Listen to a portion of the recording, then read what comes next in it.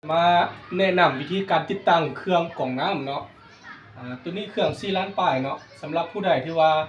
สั่งซื้อไปแล้วบ่เข้าใจวิธีการติดตั้งเนาะเราจะมาแนะนำเนาะให้เบิ่งวิดีโอนี้ให้จบแล้วติดตั้งเนาะก็คือทรายตัวนี้เนาะที่ว่าแถมมากับเครื่องเนาะเด้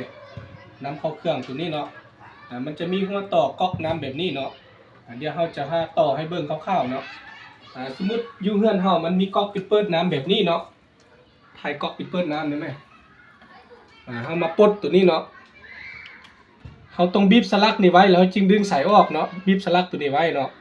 ถ้าว่าเขาบ่บีบสลักตัวนี้เนาะเขาดึงสายมันจะบ่ออกฉะนั้นเขาจับสลักตัวนี้ไว้เนาะแล้วก็ดึงออกเอามามุนใส่กับก๊อกปิดเปิดอยู่เฮือนเขาเนาะส่วนตัวนี้ถ้าว่าเขาอยากใส่ก๊อกปิดเปิดก็ได้ถ้าว่าบ่อยากใส่ก๊อกปิดเปิดเขาเอาดอนอัดอยู่นี่ใส่ก็ได้เนาะเอาโดนอัดตัวนี้เนาะโดนอัดสีเขียวตัวนี้เนาะ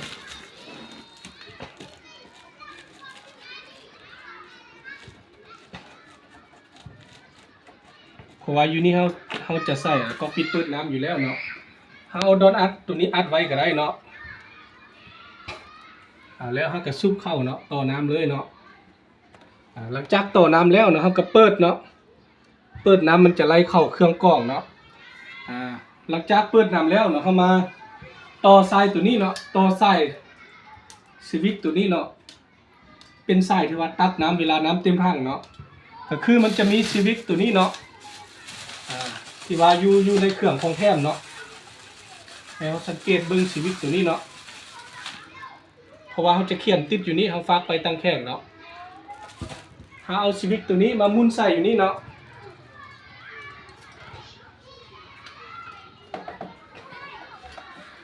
สวิตช์ตัวนี้เนาะเขามุนใส่ตัวนี้เนาะตัวนี้เป็นสวิตช์ตัดน้ำเนาะเวลาน้ำเต็มถังนะเขาต้องมุนสวิตช์ตัวนี้ใส่เนาะบ่ให้เขาหั่นแน่นเกินไปเนาะถ้าว่าเขาหั่นแน่นเกินไปบางทีน้ำเต็มถังมันจะบ่ตัดเนาะให้เขาไขตัวนี้เนาะ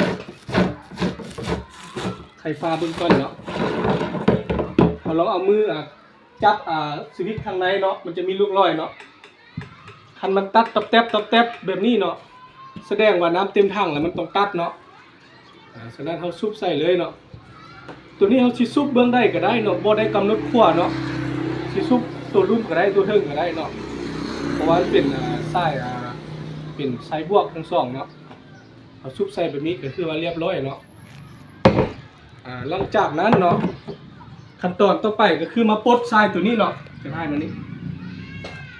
ปลดสายเมมเบรนเนาะวิธีปลดก็คือดึงสลักสีเขียวตัวนี้ออกเนาะแล้วก็บีบตัวนี้ไว้เนาะจับตัวนี้ไว้เนาะแล้วก็ดึงสายออกเนาะตัวนี้เราหลังจากปลดตัวนี้แล้วเนาะเรามาเสียบไฟเนาะเอาสายตัวนี้เนาะไปเสียบไฟเนาะน้ำมันจะไหลออกอยู่นี่เนาะเอาไล่น้ำเปื้อนตัวนี้เนาะประมาณ10หรือว่า20นาทีเนาะหลังจากเสียบไฟแล้วเนาะไล่น้ำเปื้อนตัวนี้10-20นาทีแล้วเนาะเฮาเสียบขึ้นเนาะเป็นยังเฮาจึงไล่น้ำเปื้อนตัวนี้เนาะบ่อยากให้ใส่กล่องตัวนี้ตอนไหม้มันจะเปื้อนมันจะมาเปื้อนใส่กล่องเมมเบรนทั้งหลังนี่เนาะหลังจากเฮาไล่10นาทีแล้วหรือว่า20เนาะขึ้นกับขนมีเวลาถ้าว่ามีเวลาไล่เฮาก็ไล่เนาะเอามาซุบขึ้นเนาะมาล็อกขึ้นเนาะซุบขึ้นแล้วเขาเสียบไฟไล่รอบ2เนาะไล่รอบ2น้ำมันจะออกอยู่นี่เนาะตัวนี้เป็นท่อน้ำเสียเด้อท่อน้ำเสียอยู่เบื้องนี้สังเกตเบื้องแล้วตัวนี้จะเป็นท่อน้ำกลิ่นเนาะเขาสังเกตง่ายๆท่อน้ำกลิ่นมันจะออกอยู่นี่เนาะออกขั้นตอนสุดท้ายตัวนี้จะเป็นท่อน้ำกลิ่นเนาะมันจะออกอยู่นี่ท่อน้ำกลิ่นนะตัวนี้เขาไล่เป็นชั่วโมงเนาะไล่เป็นชั่วโมงเขาแล้วเข้ามาวัดแทกเบื้องน้ำเนาะเพราะว่าน้ำมันสะอาดแล้วเขาจึงเอาเข้าถังเนาะก็คือตัวนี้เป็นเครื่องวัดแทกคุณภาพของน้ำเนาะเดี๋ยวเขาจะแทกให้เบื้องเลยเนาะให้ลูกค้าเบื้องเนาะตัวนี้เครื่องตัวนี้เขากระแทกมากับเครื่องอันหนึ่งเนาะวิธีแทกกันง่ายๆเนาะเขาปลดตัวนี้ออกแล้วก็กดปุ่มปิดเปิดตัวนี้เลยเนาะให้ตัวเลขมันขึ้นแบบนี้เนาะเขาก็จุ่มลงน้ำเลยเนาะตัวเลขมันจะแล่นขึ้นปุ๊บเนาะเขาเบิ่งเนาะว่าตัวเลขมันขึ้นเท่าไหร่เนาะตัวนี้0.26หมายความว่ามีแต่26%เนาะ ตามมาตรฐานแล้วเนาะน้ำที่ว่าสามารถกินดื่มได้บ่เป็นอันตรายต่อสุขภาพแม่น50ลงมาแม่นสามารถกินดื่มได้เนาะหลังจากเฮาแทกมันสะอาดแล้วเนาะเฮาก็เอาตัวนี้ไปเข้าถังเก็บน้ำเนาะเฮาล้างถังล้างหยังเอาเข้าถังเลยเนาะ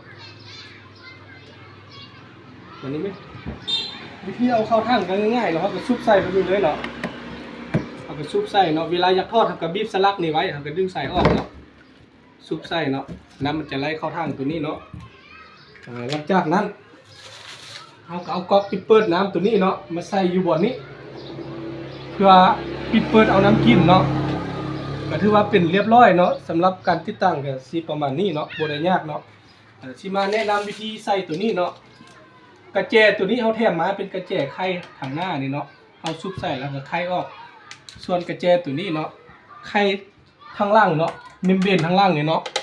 ถ้าว่าเฮาบ่มีกระแจ2อันตัวนี้เนาะเวลาเฮายักแกะยักล้างยักอนามัยใส่กล่องถือว่ายากเนาะถ้าว่าบ่มีกระแจตัวนี้เนาะใส่กล่องตัวนี้พี่ๆตัวทำอิฐนี่เนาะ